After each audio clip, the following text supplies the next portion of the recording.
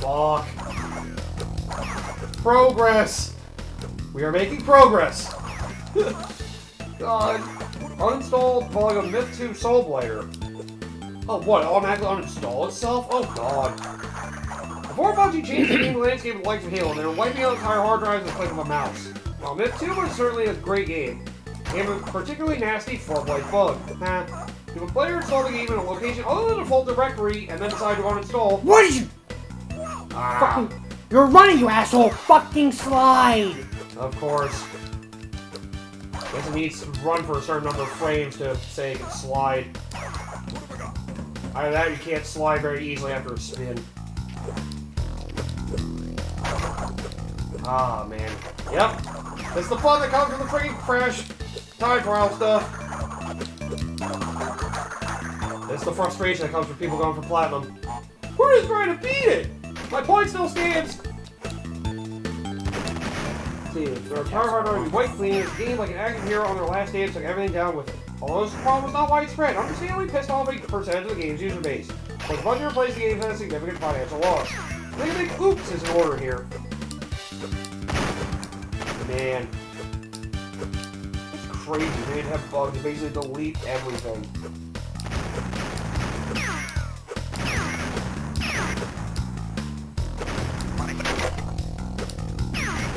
Oh god, what the hell is this?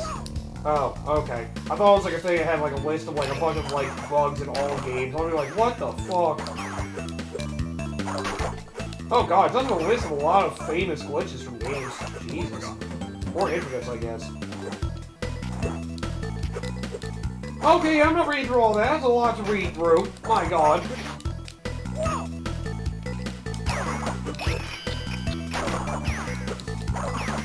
Most of them do mention that PlayStation Underground demo disc, though. My god.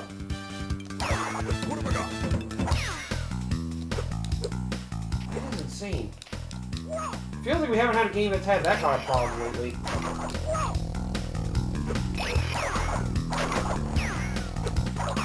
Yeah, the closest one maybe what, Cyberpunk 77? Oh yeah, that game has of how publisher made friggin' CD Projekt Red released that in a friggin' rough state.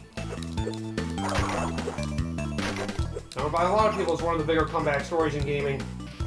Along with, No Man's Sky, I think. Yeah. Oh, shit! I wish they could give me extra health to run into this. If we get the invincibility with Aku, that would have been amazing.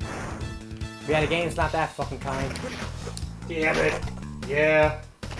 Yeah, you can get up. I think this is a Lost Cause Chief. No, you can't say it's over until it's over.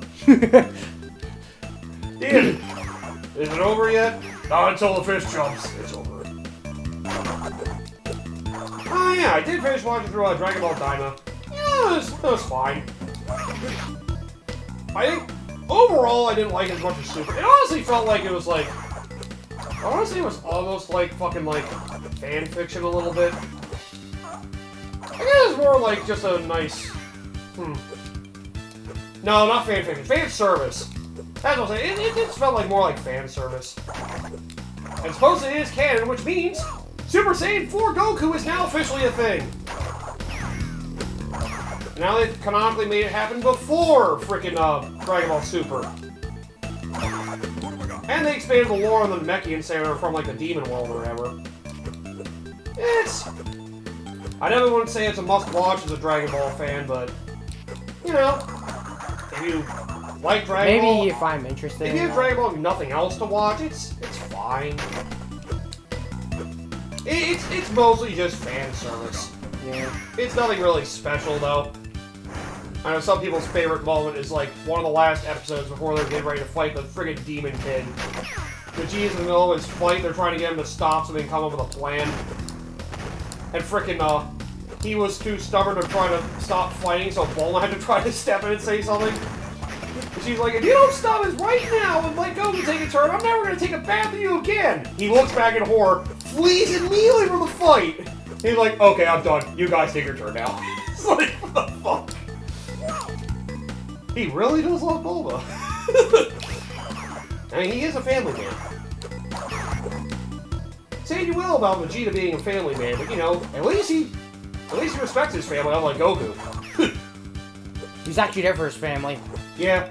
I mean, some people have a little bit too much hate on the saying Goku's a bad father thing, but Vegeta's definitely a better family man, for sure, for sure. He went from just doing it, well, he did it more out of necessity for a while, and I guess slightly enjoy it, and then he actually learned to care for him. That was why people like the Boo Saga.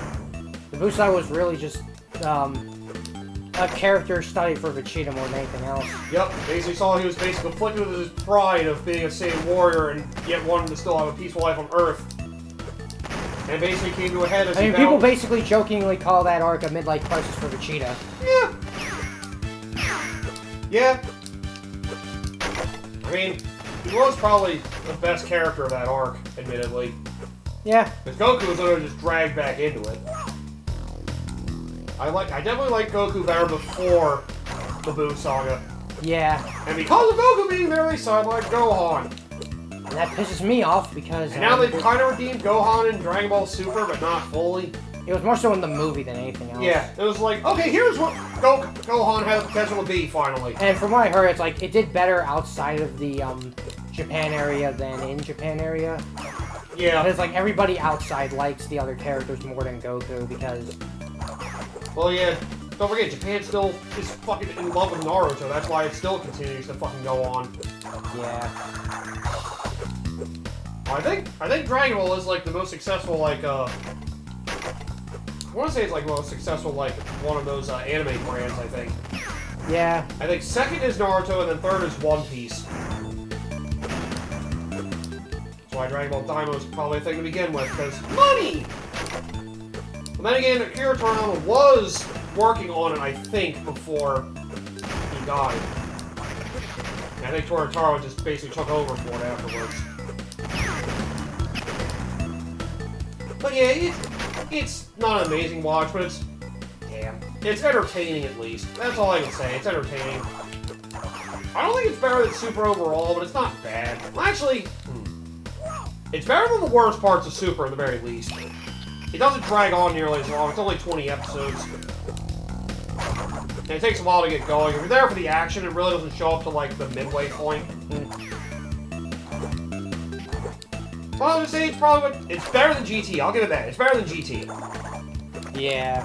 GT had great moments, but overall, where Daima didn't have as many great moments, but overall it was probably better. The fact that it included Super Saiyan 4 Goku to make it canon, you know, it helps, I guess, for those that care.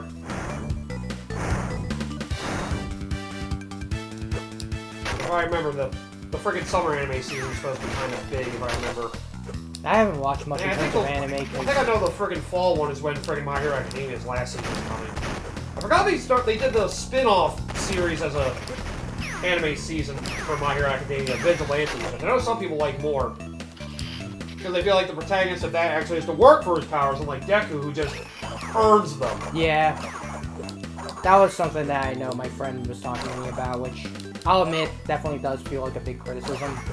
It's more expanded lore that has probably better storytelling than the main series, I guess, is what I've heard.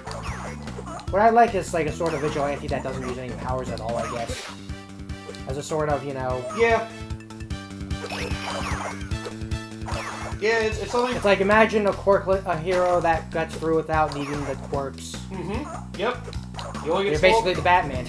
You only get small glimpses of that in the main series. And even then, it's only to a point. Yeah. It's more like they're all doing, like, you know, they're the ones who are basically working on tech or basically doing other things entirely. Now you have people basically trying to be heroes without those powers. In a world full of people with powers. It is an interesting premise. It can be surprising sometimes when a spin-off ends up being something better than what the main material was that it's based on. Just like how Mega Man Zero is better than Mega Man X. I mean, I concur to that agreement. Overall, probably. Yeah. But it is just so different that... It does alienate some people. Yeah, because it's not nearly as accessible. And Zero, 2, and me, for me, are fucking great. Like, I would easily say Zeros 2, and 3, I would definitely say easily yes. Yeah. 1 is rough because it's the first one. And 4 was weird. The only good thing about... Still better than 1, but weird. The problem was it came after 3, and 3 was basically the full realization great. of... Yeah, the only realization of that. My biggest regret... My biggest had a great ending, but otherwise... Yeah. It's like the only reason it's remembered at all is because of the ending. And that's about it. Yep. The problem is that it came after 3, and it would be kind of annoying to be... I guess it is my brain where it's just like... It does feel kind of wrong to just be like, here's the ending of the series. By the way, the Dictator's still alive and wreaking havoc on everybody. The ZX was an odd entry for me. They're basically bringing it into the future. ZX Advent felt like it was definitely going to build up to something more. I definitely like ZX Advent more. Yeah. My biggest problem with ZX is that it really does try to sort of do the exploration thing, but it also has a lot of things that are basically in line with the original Mega Man. It just kind of clashes. Yeah. It's like, here, you want to explore? By the way, we still have all the bottomless pits and everything. You can't really get a good tell on where half of the shit is, so you're just gonna die half the time. Yeah. I played the game in beginner mode because I just could not be asked dealing with that. Oh, ZX Advent? Yeah. Because I don't like... The idea that I have to deal with this with limited lives in addition, it's like, you're gonna make me fucking explore and not give me a good way to figure out what's worth exploring and what isn't. That's why I'm glad I played through the ZX collection. Makes it a lot better. I mean, the game has a beginner mode, so it's like, whatever. Yeah. But it's just like, there's a reason why I'm not playing like the hard I originally played on hard mode because I thought that was the only way to get the bonus cutscene. Which technically it wasn't, but I did suffer through hard mode, and oh, it was dreadful. Basically, when I learned to go through hard mode, the first one of those guys you want to go after is the turtle that has the time freezing powers or whatever. Yeah. He's basically... And then you basically spam that on most of the bosses. Yeah. Once I got halfway through, I was actually starting to do pretty well, but the beginning of that game was rough on hard. Yeah. I mean, I beat it on normal first, I'm still struggling on hard. But it's just the platforming and exploration stuff that annoys me. It's like, yeah, when I was trying you want to explore with the original archaic Mega Man system, it's like, this ruins it.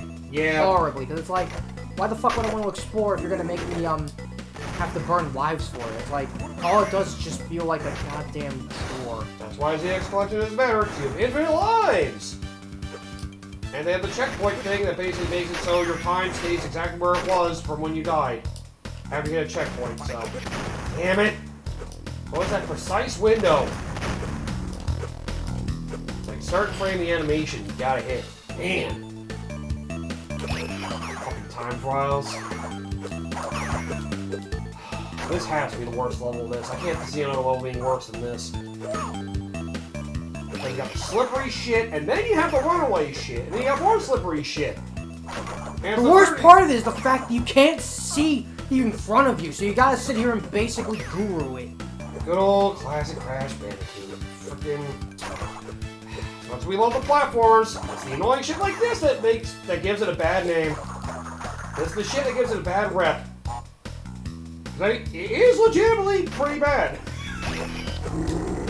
Like, it's not fun being able to not be able to see what's in front of you for some fucking reason. It's one of those things, it's like, it's a horrible game design choice, but it can add excitement to the player, it's just not a good game design choice.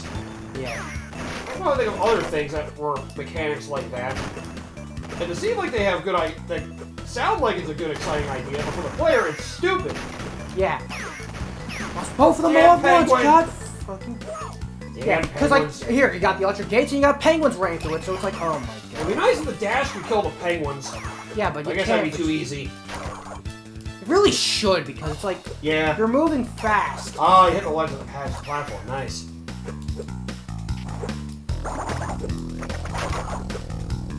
Like, the sad part is, like, I've learned this part well because I died here so many fucking times. Yep. Oh, wow, that would have been really freaking good there. That was close. Like, I think I can get away with it, it's just... God damn it! No! I'm down to 73 lives! How did you lose a life in this? Don't worry about it. It's like a pile of dead bodies showing up down here. Don't worry about it, Crash. I'll clean it up later. Freaking Aku is always cleaning up after my messes. God damn it! Yeah, that's what, like... It's like, you know that feeling you feel when you just know face palm directly on the floor. Yeah. It's like, you ever feel like this, where it's just like, you swear you know what you're trying to do, and the game just refuses to fucking let you do it? Oh, I know that feeling. It gets to the point, it's like, it can't be me. It can't be me. It's like the game's at fault. It's not polished well enough. It's like, I'm doing what I did before, and for some reason, it's not translating the way it did last time. It's like... Or just because it's like... really weird little inconsistencies. It feels like you do the same action, yet sometimes it works, sometimes it doesn't. At least I got this part down. So. Video games are fun. I remember this part, Ooh. and now it's everything else after. Like, this part right here, I do not remember. It's just so much shit! Yeah. It's so much shit! It's a fucking Kaizo trap in a lot of ways. Damn it! These come up in, like, weird intervals. Yup. Those gaps at the end. That's the end of it right there. I had to get past the one with the nitro boxes. I think it's the end of it. God damn it! Okay, so I can't do it here. I did have another interesting conversation. Like, what are, like, some of the most overrated characters you can think of in video games? And, like, characters people like you just think are not really that good. Like, protagonists of Red Dead Redemption 2. Honestly, I won't say that anymore because... Or Ellie. Abby, I think, is the one that I... It's hard for me to see people do think she's overrated because she, is pretty hated by a good portion of the players. Maybe a minority. I think the problem is like, when I think of overrated, I stopped really... Yeah, let me... Well, it did remind me, The Last of Us... You probably have a few, probably. The Last of Us Season 2 ended. And funny thing, a lot of people started splitting off from watching Season 2. You can probably guess why. Yep. The same reason that people were splitting off the game! And apparently people were a little divided on some of the changes they did in Season 2 compared to the game as well. Because really, when I think of more overrated characters, a lot of that stems from one thing, and that's when...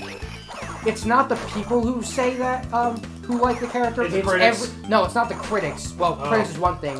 It's when they try to sell themselves that they're the hero or whatever, or that they're. Let's say like Ilya.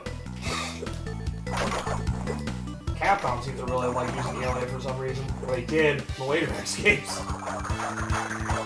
Well, they executed horribly on that. One example I think of is just like the Captain Marvel sort of approach, where it's just like, you want to sit here and talk like you're a hero, and then... You're rarely there, and then you act like you're fucking above everybody. Yeah. Yeah. You have the higher-than-thou attitude. I have some that fans were thinking of, like, when I was thinking of Pokemon games, one that came to my mind immediately, Cynthia. It's crazy to me. Everybody thought she was, like, the best champion in the games, even though she's, like, third. Her team has no strategy. It's literally just, I have powerful Pokemon. I mean, honestly, I like the diversity, which is more than I could say about most of the other... Like, I know that they should probably have types, but I'm not fucking sure. I'd rather have them have some fucking variety. Steven's focuses on a type, and his is still pretty fucking good. Yeah. He focuses I just don't like Steven that much. I feel like he's more there than most, People, you want to complain about Cynthia, like, Steven's just fucking there. I'm sorry. To be fair, Cynthia also is just there. Iris is also just there. Oliver's also just there. The only one who really has impact before that is fucking, like, Lance and... Even then, I mean, I heard some people... I mean, I don't really find Lance all that engaging, to be honest. He just shows up for one segment, you get to basically get a preview of his power of Dragonite Hyper Beaming with Team Rocket. And beating up your rival. That's always been the problem with Pokemon. They never really make any characters worth a damn. That is true. Gen 5 was the closest they did to doing it right. Yeah. With N, I think, and that's it. You can argue he was overrated, but then again, he was kind of the one righteous one of the evil group, realizing that his father was a fucking sadistic piece of shit. It's weird. It is the most JRPG-like of the series, Black and White. The problem is, it also came at a point where people were getting burned out by Pokemon, and the new direction wasn't something most people were comfortable with. I don't really know. Yeah. I mean, at this point, like I said, I don't really fucking care about Pokemon anymore. True. So whatever. Yeah. Yeah. I don't know. I just keep thinking some character. It could just be some people being Kirby as well. Why someone can't. I mean, sex sells. Yeah, you do realize certain that is characters. a thing. I just wonder why they're popular. Like Rosalina, for example, the Mario series. I have no idea how she got so popular. She has no personality. She was there in Galaxy 1 and she had a space station.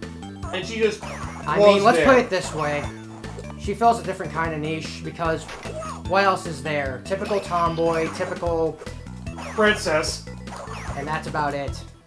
Like I said, I'm not a big fan of tomboys, and I'm kind of in that boat with Daisy. Yeah. Because I don't really like tomboys. I think that has a lot more to do with modern media, basically making tomboys just complete assholes. And I'm just like, I don't think you're attractive. I kind of want to break your face. Like what they kind of turned Peach into in the Mario movie. I think Captain Marvel is basically my go-to Yeah. for why I hate it. Because it's just like, you're not attractive. You're kind of a fucking bully, and someone needs to put you in place. That sort of deal. Toxic feminism has ruined some of that, honestly. Yeah. Like, they go from real feminism is supposed to be fighting for equal rights, but then they basically go too far. They go to the higher than thou sort of deal. Yep. It's like you're trying to say that you deserve, like, reparations or whatever. It's like, now it's time for us to take center stage. Like, you are now throwing the problem the opposite direction. Yeah. So, like, Daisy, I guess, would be mine. Yeah. I just don't like Rosalina because she has no personality. I don't really like characters. They're popular just for the fact they're there. I mean, like I said, you said it best, sex sells. Yeah, that is true. That is true. Sometimes a nice-looking character can do a lot. Well, this series did have that problem with one character, how they changed Tawna. Yeah. She basically was being a Pamela Anderson like Bandicoot to being just some punk, edgy, frickin' female Bandicoot character. Because he has to change with the times, sort of deal. Yup. I know a lot of people didn't like that change. I mean, it was so drastic a change. I mean, I know they got rid of her after Crash 1 because... What was it? I think people complained at Sony about that. It was the parents that did that. Yeah, parents complained it was like, this is too sexy, I don't like it. It's gonna corrupt my kid. So they had to get rid of her after that. That's why I introduced Coco, who's a more nerdy version, but who's a sister. You say that, but honestly, there's some people that might find that more attractive. Yep. That's why there's also the fan base that likes Velma the most of the Scooby-Doo crew. Especially the new... No, don't even joke about that. Don't even joke about that. Ugh. Yeah, but it's just like, tomboy characters have kind of been ruined for me, personally. Yeah, they haven't been getting very overdone lately.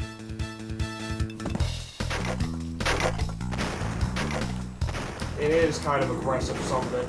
Yeah. Cause like, my favorite female characters when it comes to sort of that style, I guess... Honestly, the only one I actually like is Lady. Lady's probably the only one I actually like of that sort of deal. I heard the anime kind of ruined her, too. Oh, the anime fucking destroyed her. I heard they ruined her character more than anybody else's. Well, apparently Dante wasn't done that well either. Dante was also done pretty crappy as well, to be fair. But Lady was really bad. Yeah, her Lady got it the worst in the anime. She's basically a fucking... Damn it!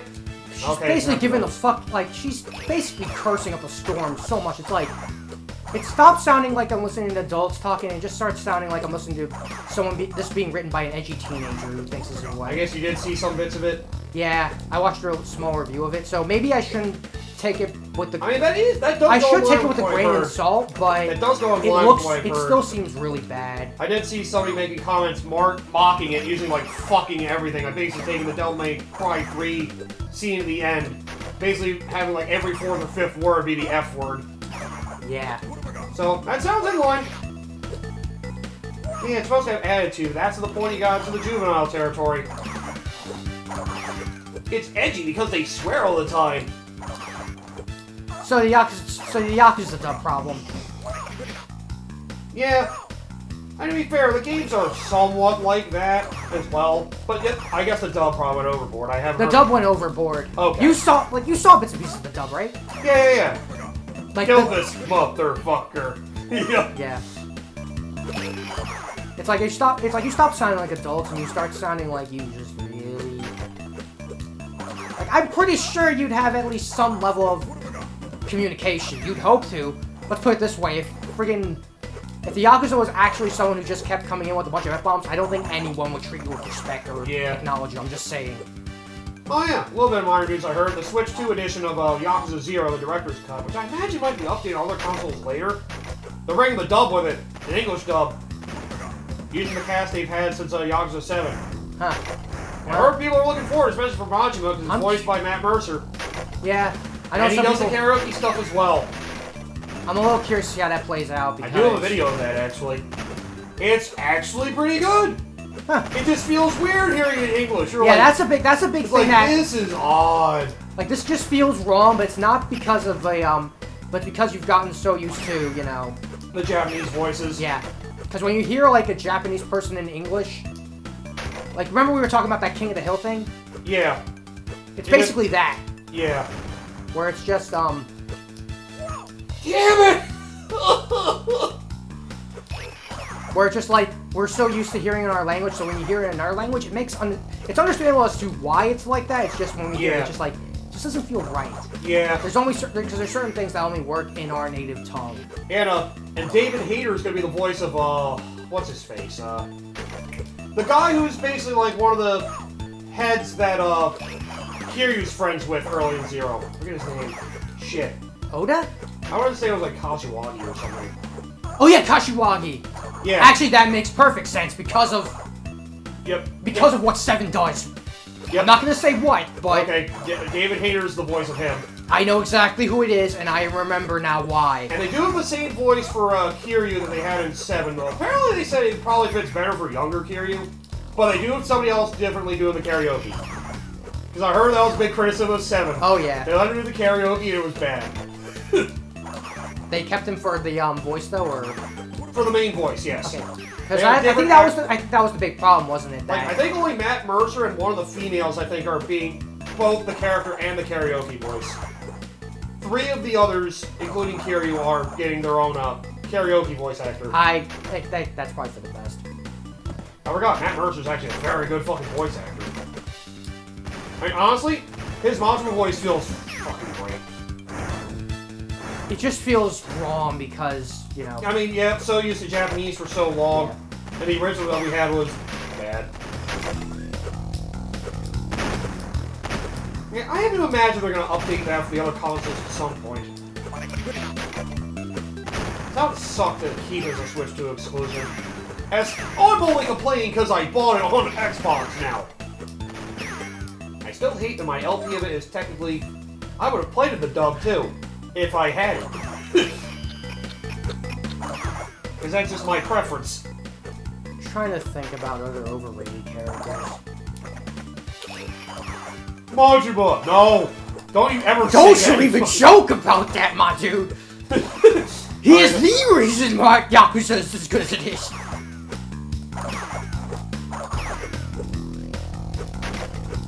Almost a part of me wanted to say Liquid Snake. I can because understand. he somehow has prevalence later in the series, even though he's not really there. I think a lot more. I can understand that because here's the thing: he works well in the first game, but after that, it does feel kind of kind of say that basically Ocelot brainwashed himself to being Liquid. It's like what? Yeah. What the fuck are you talking about? Yeah. It kind of ruins Ocelot's character by extension as well because of it. Part of me also wanted to say Raiden, but then again. Here's the Revenge thing. is where he really gets his breakthrough. Here's the thing. I won't say it for Raiden because Raiden got the Raiden was given a lot of grief when he was released. So as far as I'm concerned, yeah, I'm also thinking because of 4, he was barely there. Yeah. He was just there to basically get tossed aside repeatedly. Yeah. It wasn't until Revengeance he got his true dues. Yeah, Revengeance is where he finally shined. It does make me want to play that more than 5. Or Peace Walker even. Yeah. Snake. Ooh, you got all your health, too. Let's hope this is the one. Platforming, don't fuck me up now. I don't even remember where I died. It was after the Crushers, I think. Because you tried to do a sliding jump, I think, after the crushers. That's fine! I hit it like a wall, but you know what? Whoa! Come on, we're so close, I hope! Yes! We were 2 jumps away before. We finally did it! Thank God!